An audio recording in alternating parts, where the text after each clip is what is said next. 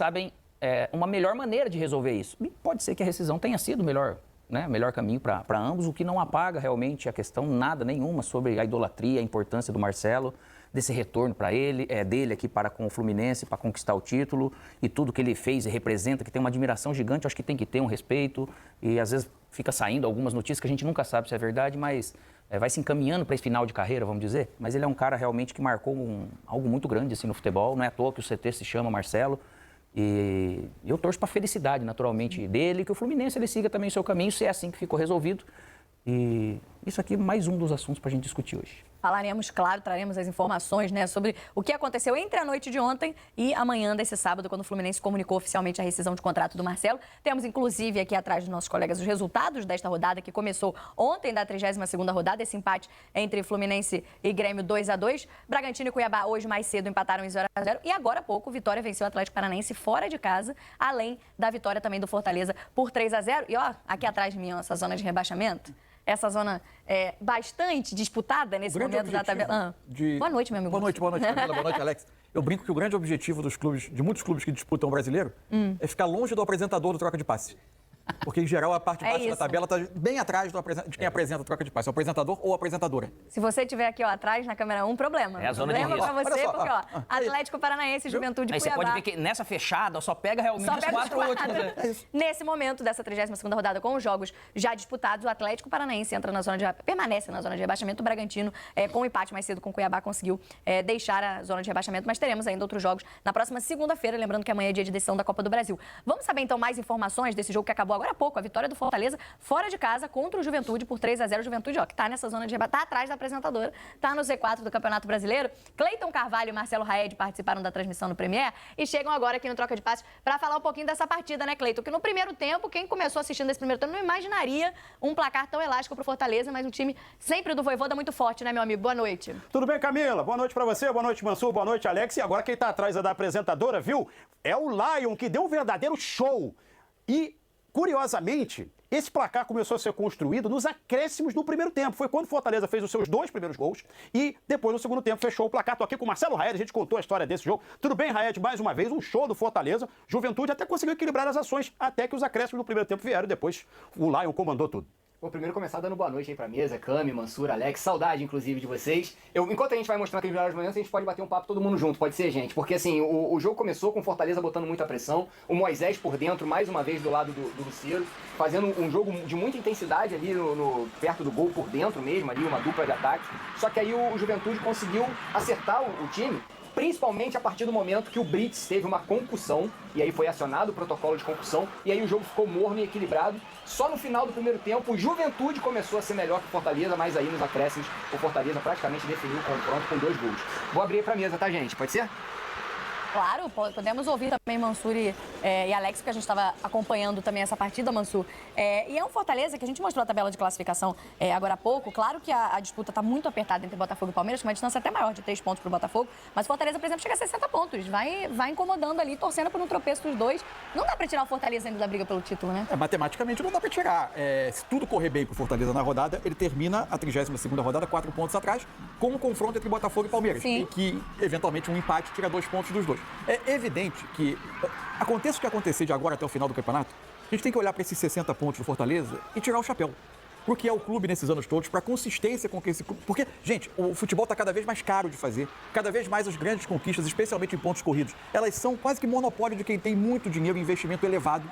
E o Fortaleza faz muito com bem menos do que os outros. E não é fazer menos, é fazer menos. Cumprindo compromissos, pagando em dia, recolhendo imposto, pagando aos clubes de onde ele contrata jogador. Tudo que parece óbvio, mas que no futebol brasileiro é menos óbvio, o Fortaleza pratica. E com mais jogos no calendário, porque por conta da Copa do Nordeste, em geral, faz mais jogos do que os demais adversários. O início de ano, enquanto o período dos estaduais, que no Brasil é tratado com uma nobreza espetacular, enquanto falta data para Campeonato Brasileiro, para jogar a Copa do Brasil, Libertadores, mas na época dos estaduais o calendário é racional.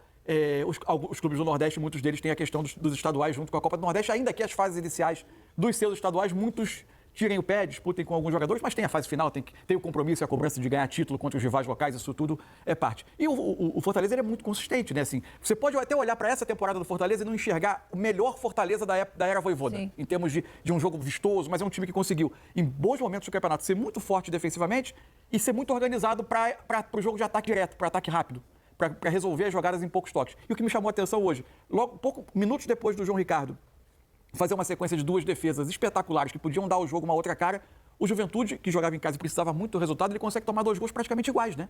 2 construções pelo lado direito, ultrapassagem, uma do Tinga, cruzamento, uma Moisés emenda, na outra o Martínez ajeita e o Mancuso faz o Aí gol. um cruzamento do Marinho, quem chegava ali pela linha de fundo. Realmente, 2 gols bem parecidos. E aí, Cleiton Raed, para o Juventude, um resultado em casa que permanece na zona de rebaixamento. E uma situação cada vez mais complicada, mudança de treinador nesse momento, numa reta final de campeonato, tentando evitar um rebaixamento, né? Pois é, Camila. E o Fábio Matias, hoje até a gente comentava isso durante o jogo, né? Ele até tentou buscar algumas alternativas. Fez, aí no caso, as 6 alterações em função dessa situação da concussão, mas o time teve pouco resultado. Até começou o segundo tempo reagindo, criando um pouco mais jogadas, indo pra cima, mas Raed não deu aquela pressão, não deu, talvez, a liga que ele estava buscando.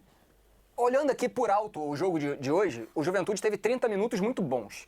Dos 30 aos 45 do primeiro tempo, ele mandou no jogo. O Fortaleza, o Vojvoda, ele estava inclusive inconformado ali. O nosso repórter, o Arildo Palermo, falava que o Vojvoda estava muito agitado. O Fortaleza perdeu o comando do jogo dos 30 aos 45 do primeiro tempo, só que nos acréscimos fez 2 gols, o Mansur falou, muito parecidos. Uma bola que cruzada rasteira, praticamente, da linha de fundo, entre a zona da linha de defesa e a zona de linha de marcação do meio de campo. 2 gols marcados nos acréscimos que praticamente definiram o confronto. E os primeiros 15 minutos do segundo tempo também foram muito bons. E aí o Fábio Matias, ele começa a botar o dedo dele no time. Tira um atacante de referência, que é o Gilberto, coloca um atacante de velocidade por dentro,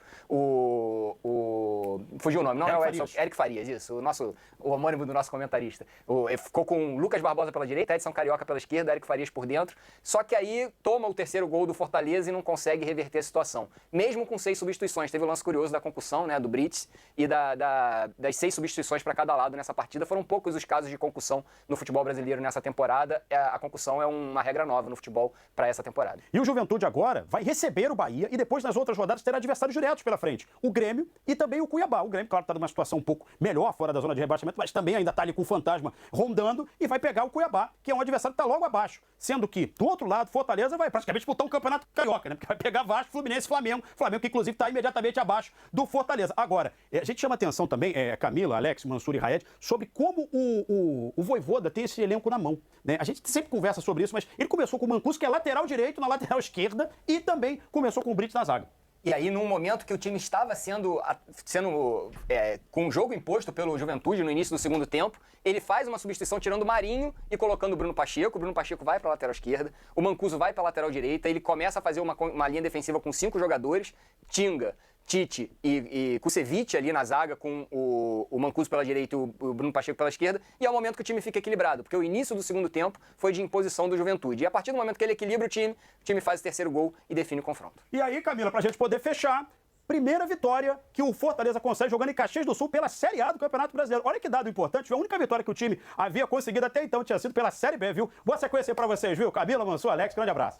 Valeu, obrigada, Cleiton, obrigada, Raed. Até a próxima com a gente aqui no Troca de Passos. Juventude, então, ficando com 34 pontos na zona de rebaixamento, a 1, né, do Bragantino, que vai terminar a rodada fora do Z4. Já o Fortaleza com 60 pontos ali na terceira colocação. O Juventude, rapidinho, é um daqueles clubes que está na briga contra o rebaixamento, mas apertou o botão do pânico na reta final, com a mudança de ejetar. Não dava essa impressão, Cara, sei lá, salva 10 Então, o rodadas pânico e de atrás. ejetar treinador, né? Mas salva. Assim, tem até um determinado ponto nessas conversas, assim, que às vezes de informações que a gente não tem, eventualmente, de algo interno que quem acompanha o dia a dia tenha percebido que era difícil resgatar esse time porque a relação se deteriorou. Sem essas informações, a gente, olhando só o campo, Sim. não dava a entender. Parecia um time organizado, ordenado, para lutar dentro do que é o seu campeonato, a sua capacidade de investimento, as suas dificuldades naturais. Ninguém podia esperar um Juventude fazendo um campeonato brasileiro de G6, por exemplo. Não é a realidade econômica dele. O Fábio Matias é bastante competente, em todas as condições. O Juventude não fez um jogo hoje para jogar fora. E não fez um jogo para perder de 3. Perdeu por causa da eficiência do Fortaleza, mas ele poderia ter marcado gol antes também. O Fortaleza fez por onde, finalizou primeiro. O Fortaleza compete bem nessa mas no momento de domínio do Juventude, ele deu um amasso. Essa questão de fazer num 4-4-2 ali, que o Mandaca só atacando espaço, o Lucas Barbosa vindo com o Edson e tal, ele conseguiu criar um certo volume nesse sentido. Só que o Fortaleza, ele mostrou que futebol não é quanto você fica com a bola ou não, quantas vezes você chuta no gol ou não, é realmente a palavra eficiência. A hora que você toma esses 2 gols no final, vamos dizer assim, chega o Fábio Matias no primeiro jogo, ele não tem esse conhecimento do que é, como que reage. Essa é a questão, né? E aí tudo que você faz de mudança, e ele ainda acabou tirando realmente um atacante de uma característica por outra, só que o Gilberto não estava mal no jogo, nem era isso. Só que daí a hora que você está realmente pressionando, você toma um outro gol, porque o time do Fortaleza é super perigoso, mas eram 2 jogos em casa seguidos, certeza que o Juventude imaginava, poxa, aqui eu preciso respirar. Tudo que o Fábio Matias não tem de intimidade com o seu elenco, o Vojvoda tem. Vocês não têm de intimidade com o seu elenco, o Vojvoda tem do outro lado. Sobrando, é. E aí, 3-0 Fortaleza, então, em Caxias do Sul. E aí, falando dessa briga contra o rebaixamento, ontem a rodada começou com o Fluminense